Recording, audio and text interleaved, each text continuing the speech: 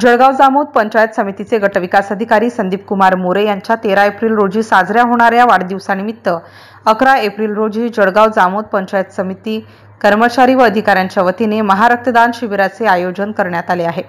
संदीप कुमार मोरे यांनी प्रभारी गटविकास अधिकारी म्हणून 5 महिन्याच्या कालावधीत जळगाव जामोद पंचायत समितीचा चेहरा मोहरा बदलला आहे। पंचायत समितीकडून विविध उपक्रम राबवून तालुक्यातील सर्वसामान्य नागरिकांचे कामे वेळीच होत आहेत। त्यांनी तालुक्यातील ग्रामपंचायतीमध्ये एकसूत्रता आणल्याने अल्पावधीत संदीप कुमार मोरे यांच्या प्रती जळगाव जामोद तालुक्यात आपुलकी निर्माण होऊन साहेबांसाठी काही पण असे गौरवोद्गार ऐकण्यास मिळत आहेत। सर्वसामान्य नागरिकांच्या समस्यांसाठी खऱ्या अर्थाने झटणारा एक आदर्श अधिकारी म्हणून संदीप कुमार मोरे यांचा नावलौकिक वाढला आहे। त्यांच्या कार्य करण्याच्या पद्धतीवर सर्वसामान्य नागरिकच नाही तर पंचायत समिती कार्यालयातील सर्वच कर्मचारी मनापासून खुश आहेत। त्यामुळेच पंचायत समिती कर्मचारी व अधिकाऱ्यांच्या वतीने 11 एप्रिल रोजी या भव्य रक्तदान शिबिराचे आयोजन केले आहे। शासकीय रुग्णालयात येणाऱ्या तरुण रुग्णांना वेळेवर आवश्यक तो रक्तसाठा उपलब्ध होत नसल्याचे अनेक वेळा जाणवते।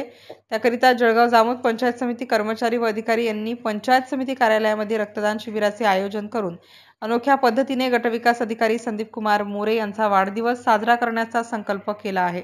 MCN न्यूज मराठीकरिता संजय दांडगे, जळगाव। दिनांक 13 एप्रिल 2025 रोजी पंचायत समितीचे गटविकास अधिकारी माननीय संदीप कुमार मोरेजी यांचा वाढदिवस असल्याने पंचायत समिती कार्यालयामध्ये सर्व अधिकारी कर्मचारी, ग्राम रोजगार सेवक, केंद्रचालक, ग्रामपंचायत कर्मचारी व सर्व सन्माननीय सरपंच महोदय तसेच शिक्षकवृंद यांनी अशी सूचना केली की त्यानिमित्त आपण 11 एप्रिल 2025 रोजी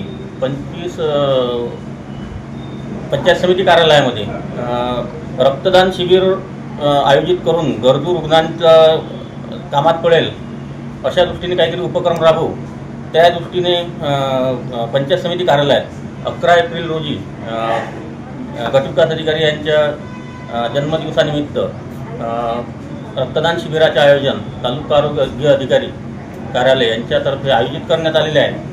तरी पंचायत समिती प्रशासनाकडून असं आवाहन करण्यात येते की तालुक्यातील इतर नागरिकांनी सुद्धा या उपक्रमामध्ये सहभाग नोंदवावा व जवळपास 151 प्लस